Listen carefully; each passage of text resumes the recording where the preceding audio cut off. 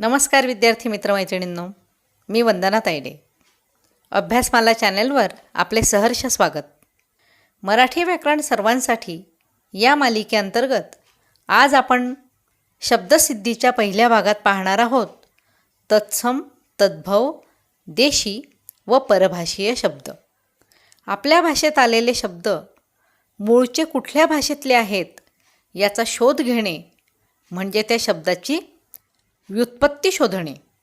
व्युत्पत्ती आपल्याला व्युत्पत्ती कोशात शोधता येते, पण कोणते शब्द आपण इतर भाषांमधून जसेच्या तसे घेतले, कोणत्या शब्दात बदल करून आपण नवीन शब्द घडवला याचा अभ्यास म्हणजे शब्दसिद्धी.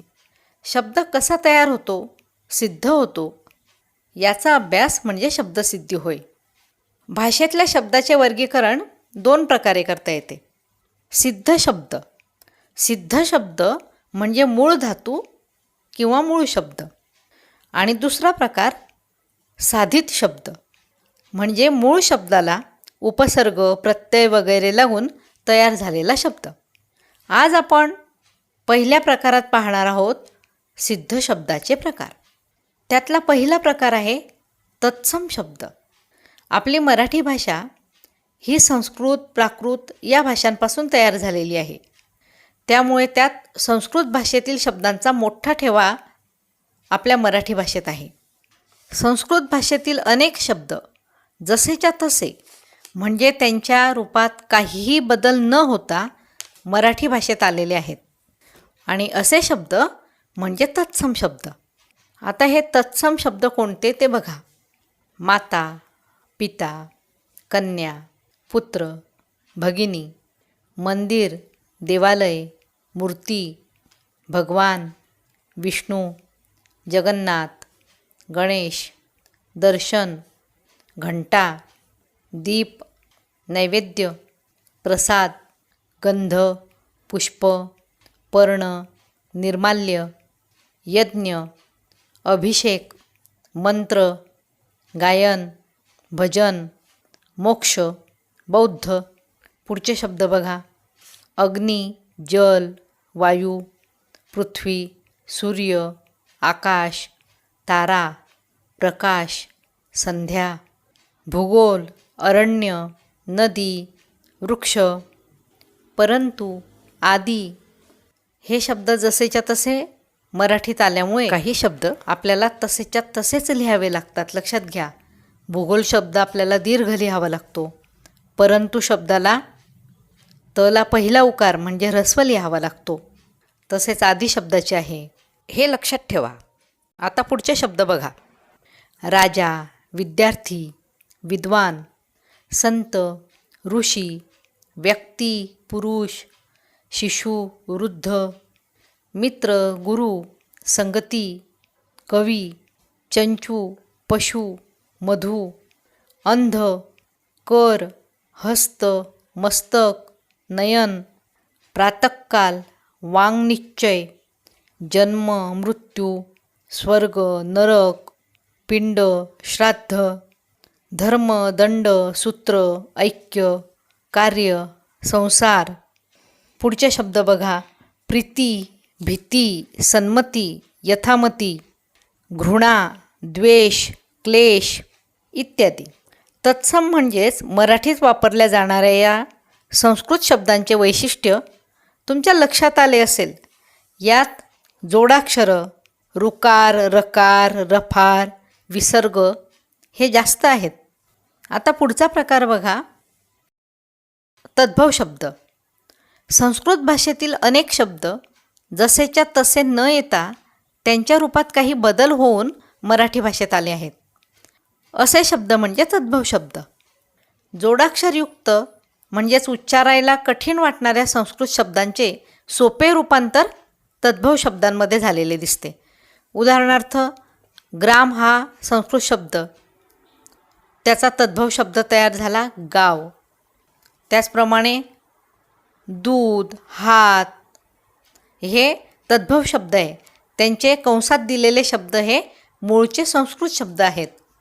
दूध, दुग्ध, हात, हस्त, कान कुठल्या शब्दापासून तयार झाला? कर्ण. पान पर्ण, कोवळा कोमल, घर गृह, भाऊ भ्रातृ, सासरा श्वशूर, सासू श्वश्रू, चाक चक्र या संस्कृत शब्दापासून तयार झाला आहे चाक, आग अग्नी, काम कर्म कार्य, कापूर कर्पूर, आंधळा अंध, आठ अष्ट, आंबा आम्र, ओठ ओष्ट, तण तृण, घास ग्रास, घाम घर्म. आणि विशेष म्हणजे तुमच्या लक्षात आले असेल की वरील दोन्ही प्रकारचे शब्द मराठीत वापरले जातात. तद्भव शब्द पण आणि तद्भव शब्द ज्या संस्कृत शब्दांपासून तयार झाले आहेत ते संस्कृत शब्दसुद्धा. आता बघूया देशी शब्द. जे शब्द अन्य भाषांमधून आलेले नाहीत अशा मूळ महाराष्ट्रातील शब्दांना म्हणतात देशी शब्द. ते कोणते ते बघा. मुलगा मुलगी, चिमणी मैना, घोडा रेडा बोका, ढेकूण, घोसळे वांगे, झोप आंघोळ उजेड, दगड धोंडा झाड, डाहळी सरपण लाकूड, पाऊस चिखल ओढा. नंतर अवयव बघा. शरीराचे कोणते अवयव. डोळे खवाटा, डोके टाळके, पोट, कंबर गुडघा हाड, जोंधळा बाजरी, पीठ पोळी चटणी. विद्यार्थी मित्रांनो, जोंधळा बाजरी यांची जरी भाकरी होत असली तरी भाकरी हा कानडी शब्द आहे. महाराष्ट्रातला मूळ शब्द आहे पोळी. नाजूक लाजरा, अबोल वाईट, पोवाडा, दागिना, खुळखुळा, लुगडे कपडे सोळे, गाडी बाजार, लोटा रांजण काकवी, भंगार केरकचरा खेटर, धपकन छपछप कळकट मळकट बडबड कल्ला, भरधाव भरदिवसा, सामील, ओसरी ओटा उमरा, वेडा खुळा. हे आहेत सगळे देशी शब्द. शब्दसिद्धीचा पुढचा प्रकार आहे परभाषीय शब्द. संस्कृत भाषेशिवाय इतर अनेक भाषांमधील शब्द देखील मराठीत समाविष्ट झाले आहेत. अशा शब्दांना म्हणतात परभाषीय शब्द. परभाषीय शब्दांमध्ये काही शब्द स्वदेशी आहेत म्हणजे भारतीयच आहेत, भारतीय भाषांमधलेच आहेत. महाराष्ट्राच्या आजूबाजूच्या राज्यांमध्ये बोलल्या जाणाऱ्या भाषांचा प्रभाव मराठीवर पडला आणि त्या भाषांमधले काही शब्द मराठीत रूढ झाले. उदाहरणार्थ मध्य प्रांतातील हिंदी, कानडी, तेलुगू, तामिळी, गुजराती या भाषा. बघूया त्यातले काही शब्द. हिंदी भाषा. हिंदी ही राष्ट्रभाषा असल्यामुळे तसेच अनेक हिंदी चित्रपटांमुळे तुम्हाला ती चांगली परिचित आहे. हिंदीतले कोणते शब्द मराठीत आहेत बघा. आपण सहजपणे ते वापरतो. भाई बेटा बच्चा, दाम करोड, मिठाई चपाती, गल्ली, मोतीचूर बासुंदी, सारंगी तपास, दिल, और, बात. हे ते शब्द. महाराष्ट्राच्या शेजारच्या कर्नाटक राज्याची कानडी भाषा. कानडी भाषेतले अनेक शब्द मराठीत आले आहेत. उदाहरणार्थ विठोबा, कैवार, आई ताई, अण्णा अप्पा अक्का काका. तसेच भाकरी तूप कणिक तंदूर. त्याचप्रमाणे दाक्षिणात्य पदार्थ तुम्हाला माहीत आहेतच. डोसा उत्तप्पा उपीट कडबोळी उडीद. तसेच भाज्या बघा. दोडकी पडवळ कोशिंबीर गाजर चिंच आवळा आमसोल खोबरे लवंग. हे मसाल्याचे पदार्थ. तसेच गाल बांगडी नथ झुरळ कोलदांडा दामण गोंधळ केळवण कोरडा गुढी काठी बांबू तांब्या नैवेद्य खोली भांडे हंडा चंबू, गिंडी, पाट, किल्ली, कुंची, गुंडी, खलबत्ता, विडा, चिमटा. त्याचप्रमाणे शिंपी, चिंधी, चिरगूट, पगडी, गादी, रजई, कांबळे हे शब्द आलेत कानडी भाषेतून. पुढे तेलुगू भाषेतील शब्द बघा. अनरसा, चेंडू, गदारोळ, ताळा, शिकेकाई, बंडी, तूप, किडूक-मिडूक, डबी. तसेच तमिळी शब्द आहेत भैया, टेंगूळ, चिल्ली-पिल्ली, भेंडी, मठ्ठा, सार, बिलारी, आऊत, तळी आणि मुरळी. आणि गुजराती भाषेतले शब्द आहेत डबा, दादर, शेट, घी, रिकामटेकडा, दलाल, ढोकळा आणि सदरा. मित्रमैत्रिणींनो, आता परभाषीय शब्दांमध्ये परकीय म्हणजेच विदेशी शब्द कोणते ते बघूया. या शब्दांना ऐतिहासिक संदर्भ आहेत. शेकडो वर्षे भारतात मुघल सत्ता होती. ती महाराष्ट्रातही होती. त्यामुळे उर्दू, फारशी, अरबी या भाषांचा प्रभाव अन्य भारतीय भाषांप्रमाणेच मराठी भाषेवरही पडला. त्या भाषांमधून अनेक शब्द मराठीत रूढ झाले. कोणते ते पहा. फारशी शब्द आहेत पेशवा, फडणवीस, जहांगीर, सरकार, अत्तर, पोशाख, बागबगीचा, पिकदाणी, कामगार, लष्कर, तोफ, पेशा, खाना, गुन्हेगार, खबरदार, सामान, नजराणा, पालखी, डौल, शादी, शहनाई, हंगामा. त्याचप्रमाणे हकीकत, हमेशा, दिरंगाई, पायमल्ली, रवानगी.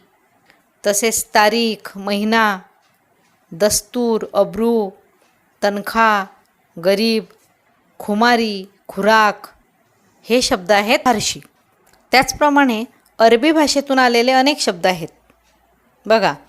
साहेब, मालक, शान, खासा, मेहनत, इनाम, हुकूम, करार, तारीफ, अर्ज, जाहीरनामा, कलम, बातमी, जमीन, जमात, शाहीर, सरबत, फलाणा, जमीन, कर्ज, तलाक, पैज, तबला, तालीम हे शब्द आले आहेत अरबी भाषेतून. भारतात दीर्घकाळ ब्रिटिश राजवट होती.